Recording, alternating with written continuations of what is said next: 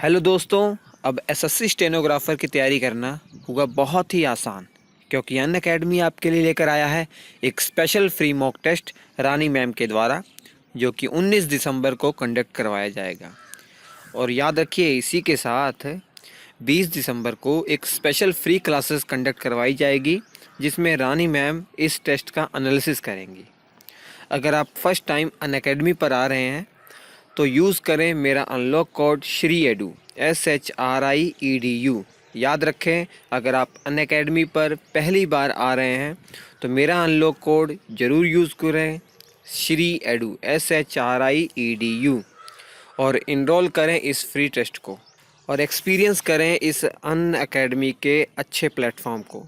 और यही नहीं, अगर आप अनअकैडमी का प्लस सब्सक्रिप्शन लेते हैं तो इस कोड के माध्यम से तुरंत 10% का डिस्काउंट आपको मिल जाएगा। कौन सा कोड? Shri edu SHRIEDU। और आपको इस टेस्ट में इनरोल करने के लिए लिंक और जो मेरा रेफरल कोड है श्री एडू, ये दोनों ही डिस्क्रिप्शन में मिल जाएंगे। अगर आपने अभी तक डाउनलोड नहीं किया हुआ है तो अनअकैडमी ऐप को जल्दी से डाउनलोड करें और मेरा जो यूज़र कोड है वो ज़रूर यूज़ करें। Let's crack it. नमस्कार दोस्तों, बहुत बहुत स्वागत है आप सबका हमारे YouTube चैनल श्री एजुकेशन पर। तो फ्रेंड्स, आज के इस वीडियो में हम वैदिक सभ्यता के टॉप क्वेश्चन डिस्कस करने वाले हैं। अगर आप किसी भी गवर्नमेंट एग्जाम की तैयारी कर रहे हैं, जैसे कि SSC, CGL, UPSC, railway, NTPC, किसी भी गवर्नमेंट एग्जाम की अगर आप तैयारी कर रहे हैं तो ये वीडियो आपके लिए बहुत ही ज़्यादा हेल्पफुल होगा। तो इस वीडियो को बिल्कुल मत मिस करिएगा, शुरू से लेके लास्ट तक देखिएगा। कोई भी डाउट हो तो कमेंट करके ज़रूर पूछिएगा। तो चलिए शुरू करते हैं। आज का हमारा पहला क्वेश्चन है, आर्य शब्द किसको इंगित करता है। यहाँ पे आपको बताना है कि आर्य जो शब्द है ये किसको इंडिकेट करता है। तो इसका राइट आंसर है ऑप्शन सी, श्रेष्ठ वंश को। जो आर्य शब्द है ये श्रेष्ठ वंश को इंडिकेट करता है। यहाँ सबसे पहले आपको मालूम होना चाहिए कि आर्य शब्द ये संस्कृत भाषा का शब्द है। इसका अर्थ होता है श्रेष्ठ या कुलीन।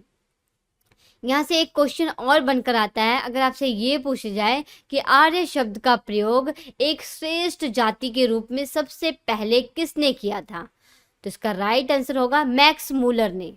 मैक्स मूलर ने आर्य शब्द का प्रयोग एक श्रेष्ठ जाति के रूप में सबसे पहले किया था।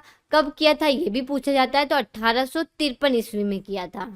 ठीक है, नोट डाउन कर लीजिएगा, इंपॉर्टेंट बात है, ये क्वेश्चन एग्जाम में पूछा गया है इसलिए आपको बताया जा रहा है।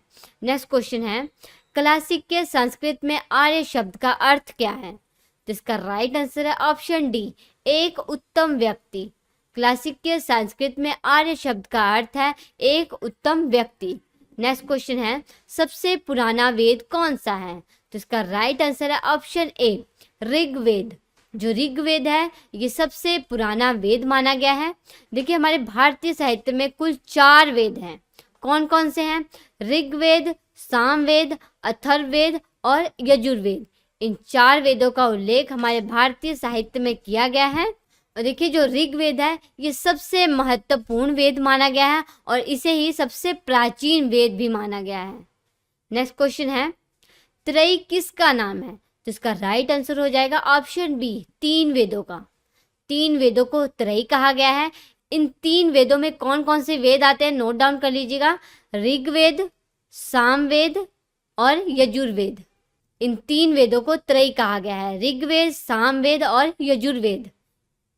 नेक्स्ट क्वेश्चन है, किस वैदिक ग्रंथ में वर्ण शब्द का सबसे पहले उल्लेख मिलता है, तो इसका राइट आंसर है ऑप्शन डी, ऋग्वेद में। ऋग्वेद में वर्ण का अर्थ होता है जाति। वर्ण मतलब जाति शब्द का सबसे पहले उल्लेख मिलता है। फ्रेंड्स, मैं आपको बता दूं कि ऋग्वेद में कुल 4 जातियों का उल्लेख मिलता है, यानी कि कुल 4 वर्ण का उल्लेख किया गया है। कौन कौन सी 4 जातियां हैं वो? ब्राह्मण, क्षत्रिय, वैश्य और शूद्र। इन 4 जातियों यानी कि इन 4 वर्ण का उल्लेख ऋग्वेद में किया गया है। नेक्स्ट क्वेश्चन है, निम्नलिखित 4 वेदों में से किस एक में जादुई, माया तथा वशीकरण का वर्णन है, तो इसका राइट आंसर है ऑप्शन बी, अथर्ववेद में। अथर्ववेद में तंत्र मंत्र, जादुई, माया और वशीकरण जैसी बातों का वर्णन किया गया है।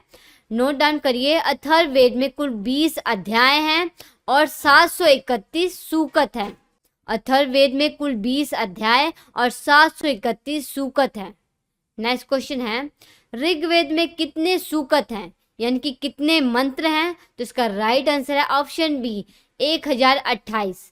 ऋग्वेद में कुल 1028 मंत्र हैं। नेक्स्ट क्वेश्चन है, ऋग्वेद का कौन सा मंडल पूर्णतः सोम को समर्पित है? तो इसका राइट आंसर है ऑप्शन ए 9वां मंडल। ऋग्वेद का जो 9वां मंडल है ये पूरी तरह से सोम को समर्पित है, इसलिए इसे सोम मंडल कहा गया है। यहाँ पे आपको मालूम होना चाहिए कि ऋग्वेद में कुल कितने मंडल हैं। तो ऋग्वेद में कुल 10 मंडल हैं और जो 9वें मंडल में 114 मंत्र दिए गए हैं ना, ये पूरी तरह से सोम को समर्पित है। नेक्स्ट क्वेश्चन है, यज्ञ संबंधी विधि विधानों का पता किस वेद से चलता है? तो इसका राइट आंसर है ऑप्शन सी यजुर्वेद से। यजुर्वेद से यज्ञ संबंधी विधि विधानों का पता चलता है। यहाँ पे आपको मालूम होना चाहिए कि यजुर्वेद इसके 2 भाग हैं। यजुर्वेद के 2 भाग हैं, शुक्ल यजुर्वेद और कृष्ण यजुर्वेद। यजुर्वेद के 2 भाग हैं, कौन कौन से? शुक्ल यजुर्वेद और कृष्ण यजुर्वेद। नेक्स्ट क्वेश्चन है, उपनिषद पुस्तकें किस पर आधारित हैं? तो इसका राइट आंसर है ऑप्शन बी दर्शन पर। उपनिषद पुस्तकें दर्शन पर आधारित हैं। यहाँ पे आपको उपनिषद का अर्थ मालूम होना चाहिए। तो उपनिषद का अर्थ है समीप बैठना। उपनिषद का अर्थ है समीप बैठना, यानी कि ब्रह्म विद्या प्राप्त करने के लिए शिष्य को गुरु के समीप बैठना। नेक्स्ट क्वेश्चन है, निम्नलिखित में से किस एक वैदिक साहित्य में मोक्ष की चर्चा मिलती है? तो इसका राइट आंसर है ऑप्शन ए उपनिषद में। उपनिषद जो वैदिक साहित्य है इसमें मोक्ष की चर्चा मिलती है। नेक्स्ट क्वेश्चन है, उपनिषद काल के राजा अश्वपति कहाँ के शासक थे? तो इसका राइट आंसर है ऑप्शन डी कैकय के। उपनिषद काल के जो राजा थे अश्वपति, ये कैकय के शासक थे। फ्रेंड्स, मैं आपको बता दूं कि उपनिषद में कुछ क्षत्रिय राजाओं का वर्णन किया गया है, जिसमें जो काशी के राजा थे अजात शत्रु, इनका वर्णन उपनिषद में किया गया है। और जो पांचाल के राजा थे प्रवाहन जाबाली, इनका भी वर्णन उपनिषद पुस्तकों में किया गया है। और जो विदेह के राजा थे जनक, इनका भी वर्णन उपनिषद में किया गया है। नेक्स्ट क्वेश्चन है, आरंभिक वैदिक साहित्य में सर्वाधिक वर्णित नदी कौन सी है? तो इसका राइट आंसर है ऑप्शन सी सिंधु नदी। देखिए, जो सिंधु नदी है इसे वैदिक काल में सबसे अधिक महत्वपूर्ण नदी माना गया है। इसी कारण से इसका उल्लेख ऋग्वेद में सबसे अधिक बार किया गया है। नेक्स्ट क्वेश्चन है, निम्नलिखित वैदिक देवताओं में से किसे उनका पुरोहित माना जाता था? तो इसका राइट आंसर है ऑप्शन बी बृहस्पति। बृहस्पति देवता को वैदिक देवताओं का पुरोहित माना जाता था। नेक्स्ट क्वेश्चन है, ऋग वैदिक काल में निष्क किस अंग का आभूषण था? तो इसका राइट आंसर है ऑप्शन ए गले का। जो ऋग वैदिक काल में जो निष्क था, ये गले में पहने जाने वाला एक प्रकार का हार हुआ करता था। नेक्स्ट क्वेश्चन है, निम्नलिखित अभिलेखों में से कौन सा ईरान से भारत में आर्यों के आने की सूचना देता है? तो इसका राइट आंसर है ऑप्शन बी बोगज कोई अभिलेख। बोगज कोई अभिलेख ईरान से भारत में आर्यों के आने की सूचना देता है। देखिए, जो बोगज कोई अभिलेख है ना, इसे मध्य एशिया में पाया गया है। नोट डाउन कर लीजिएगा, इसे मध्य एशिया में पाया गया है। और बोगज कोई अभिलेख में ही ऋग्वेद काल के जो 4 देवता है ना, इनका उल्लेख मिलता है। ये 4 देवता कौन कौन से, ये भी आपको मालूम होना चाहिए। इंद्र, वरुण, मित्र और नासत्य, इन 4 देवताओं का वर्णन बोगज कोई अभिलेख में किया गया है। नोट डाउन कर लीजिए कौन कौन से, इंद्र, वरुण, मित्र और नासत्य। नेक्स्ट क्वेश्चन है, प्रसिद्ध 10 राजाओं का युद्ध किस नदी के तट पर लड़ा गया था? तो इसका राइट आंसर है ऑप्शन ए परुष्णी नदी। प्रसिद्ध जो 10 राजाओं का युद्ध था, ये परुष्णी नदी के तट पर हुआ था। परुष्णी नदी, इसका आधुनिक नाम है रावी। रावी नदी को वैदिक काल में परुष्णी नदी के नाम से जाना जाता था। और यहाँ पे एक बात आपको ये भी मालूम होनी चाहिए कि 10 राजाओं के युद्ध का जो उल्लेख है ये ऋग्वेद के 7वें मंडल में किया गया है। ये ऋग्वेद के 7वें मंडल में किया गया है। नेक्स्ट क्वेश्चन है, निम्न में से किस नदी को ऋग्वेद में मातेतमा, देवीतमा और नदीतमा संबोधित किया गया है?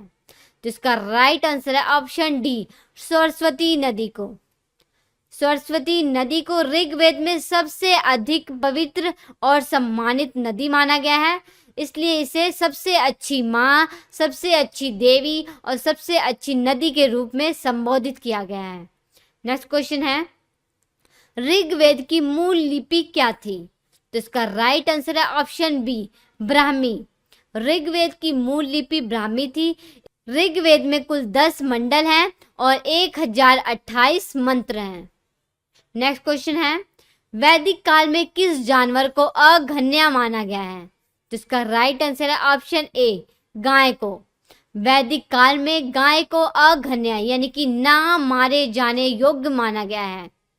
नेक्स्ट क्वेश्चन है, गायत्री मंत्र किस पुस्तक में मिलता है? तो इसका राइट आंसर है ऑप्शन सी, ऋग्वेद में।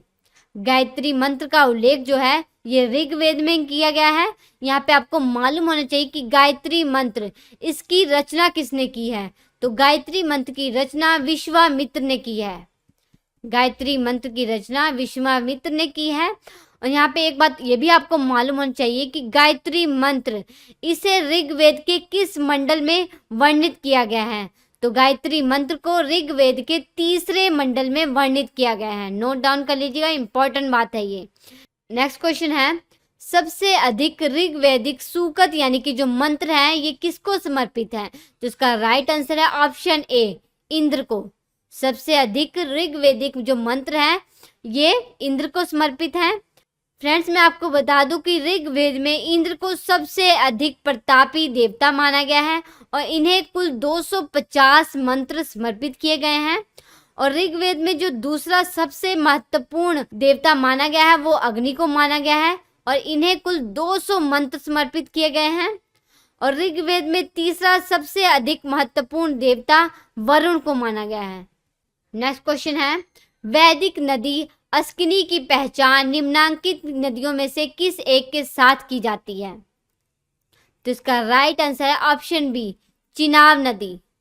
चिनाब नदी को वैदिक काल में अस्किनी नदी के नाम से जाना जाता था, जबकि जो व्यास नदी है इसे वैदिक काल में विपाशा नदी के नाम से जाना जाता था। और जो रावी नदी है इसे वैदिक काल में पुरुषणी नदी के नाम से जाना जाता था। और जो झेलम नदी है इसे वैदिक काल में वित्सता नदी के नाम से जाना जाता था। और जो सतलुज नदी है इसे वैदिक काल में शतुद्री नदी के नाम से जाना जाता था। नेक्स्ट क्वेश्चन है, निम्नलिखित में कौन सी वह ब्रह्मवादिनी थी जिसने कुछ वेद मंत्रों की रचना की थी? तो इसका राइट आंसर है ऑप्शन बी, लोपामुद्रा। आपको मालूम होना चाहिए कि लोपामुद्रा ये कौन थी? तो ये अगस्त्य ऋषि की पत्नी थी। ये कौन थी? तो ये अगस्त्य ऋषि की पत्नी थी। नेक्स्ट क्वेश्चन है, पुराणों की संख्या कितनी है? तो इसका राइट आंसर है ऑप्शन बी, 18। पुराणों की कुल संख्या 18 है। तो फ्रेंड्स, आज के इस वीडियो में इतना ही। वीडियो आपको कैसा लगा कमेंट करके जरूर बताइएगा। अच्छा लगा तो लाइक करिएगा और चैनल को सब्सक्राइब करिएगा। हम आपसे मिलते हैं नेक्स्ट लेक्चर में, तब तक के लिए नमस्कार।